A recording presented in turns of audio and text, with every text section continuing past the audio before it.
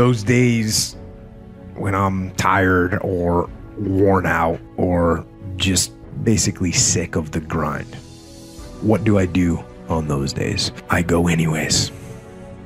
I get it done, even if I'm just going through the motions. I go through the motions. I don't really want to work out. I work out. I really don't want to hammer on a project. I hammer on the project. Don't really want to get up and get out of bed. I get up and get out of bed. You need to get things done. Yes, it's possible that you can choose your future and direct the course of your life as you run toward your dream. It's necessary that you have goals, that you write those goals down, that you plan, that you think constantly of how you can begin to improve what it is that you're doing. If it's your presentations, if it's your recruiting skills, whatever that is, it's also necessary that you look for ways to always find a way to pull it out when everybody else thinks that you are defeated. That you've got to take personal responsibility to know that in order to become successful, you've got to make it your personal business to do it. It's not easy. It's hard changing your life. You can live your dream. It was hard, ladies and gentlemen. It was very difficult to pick myself up each day believing that I could do it. There were times that I doubted myself. I said, God, why is this happening to me? I'm just trying to take care of my children and my mother. I'm not trying to steal or rob from anybody. Why did this have to happen to me? It was very hard. And here's what I want to say to you. For those of you that have experienced some hardships, don't give up on your dream. No one could have convinced me by holding on, by continuing to push forward, by continuing to run toward my dream, that one day I would have my own talk show. The way to become a millionaire, if you could think of how to become a millionaire, you do it by Friday. You don't have to go that far.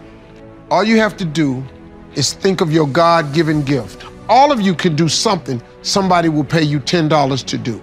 I don't care if it's cutting grass, doing their hair, painting a wall, babysitting, taking care of the elderly, teaching, tutoring. Everybody can do something for $10. This is how I got to this place of success. My jokes were $25 a night. I made that for a long time.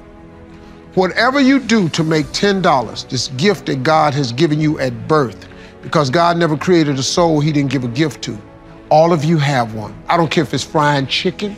Some of you fry chicken better than anybody else, bake pie, do hair, something. Do whatever it is for $10. After you make the $10, I want you to do it 10 more times. You'll now have $100. After you make $100, whatever you did to make the $100, that $10 idea, I want you to do it 10 more times. You're gonna have $1,000. Now, it's gonna get a little more difficult, but after you make $1,000, whatever you did to make the $1,000, I want you to do it 10 more times. You now have $10,000. Now we gotta focus now. Whatever you did to make $10,000, that started off with your $10 idea, what I want you to do is focus. I want you to do it 10 more times. You now have $100,000. Now, this is where it gets very, very difficult. You're gonna have to hire some people. You're gonna have to pay some people some money. But you take that $100,000 and you reinvest it. And what I want you to do is whatever you did to make the $10 that you did 100 times, that turned into $100,000, all I want you to do is take that same idea. Don't change nothing. Do it 10 more times. I got news for you. You have just made $1 million.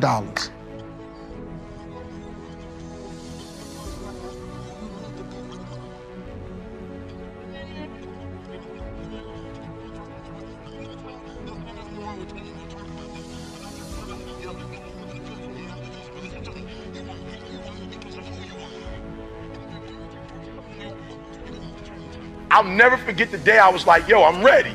Like, for real, I'm ready to go global. I'm ready to change people's lives. I will never forget the day I was like, woo, I'm ready to take my game to a whole nother level. I remember, now you gotta remember, I'm a man of faith. And so I was praying and I heard it. It was crazy, I heard it. I was like, all right, what books do I need to read? I'm ready. What conference do I need to go to? I'm ready.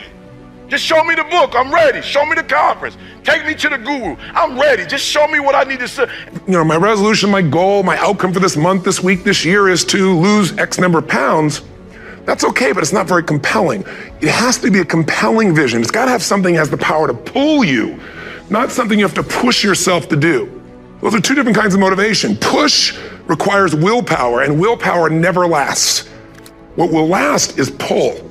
Having something so exciting, so attractive, something you desire so much that you have a hard time going to sleep at night and you get so up early in the morning to rock it and take it to the next level. That's what you're looking to create. And that isn't easy to get.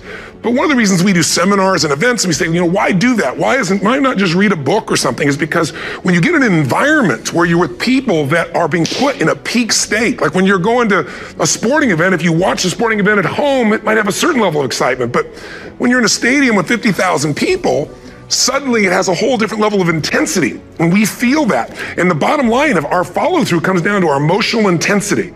In a different state of mind, you're going to come up with a much better and a more exciting vision than if you're sitting on the couch going, okay, what are my new resolutions for this year? And you're doing it the morning after the new year has started and you're a little inebriated and the football game's on in the background. Probably not going to have the power of focus there. Probably not going to have the power of the energy to create something that's going to pull you for this year. And you got to do that. You don't let the fear take you over if you've got strong enough reasons. Those reasons can be positive or those reasons can also be negative. They can be, if I don't do this, this is what's going to cost me. And if I do this, this is what I'm going to gain in my life. Reasons come first, answers come second. If you get a compelling vision and you got strong enough reasons that will push you through the tough times, you're going to do things other people don't do. Instead of collapsing, even if you get off target, you won't go, oh, I blew it. You'll get right back on target, make the change, make things happen. And I know you've done this in many areas of your life. Just think about it again. I'm not teaching you something really new here today. I just want to remind you of what your soul knows. You got to change, you got to improve, and you got to go through a simple process fundamentally to make that progress. First step, vision that's compelling. Second step, make sure that there's strong enough reasons to follow through. Third step, you got to review it and feel it every day. I mean, anything. Have you ever had this happen in your life? Has there been anything in your life that you've ever wanted so badly? You were so desirous of it. You had such a hunger for it that you couldn't stop thinking about it. Could have been a career move, could have been when you were a kid, a car, it could have been a relationship, it could have been anything, but you were obsessed. You wanted to make this happen. You wanted to attract this to your life. You just wanted something. And you didn't even know how to get it. But it was so compelling to you. You kept thinking about it every day, envisioning it, imagining it, feeling it. And then stuff happened. And suddenly you started to attract people or situations to your life, and it just came together. Like, you didn't even have a total plan. It was just that it was so a part of your focus with so much intensity and emotion so often that it sensitized you to notice anything that could get you there.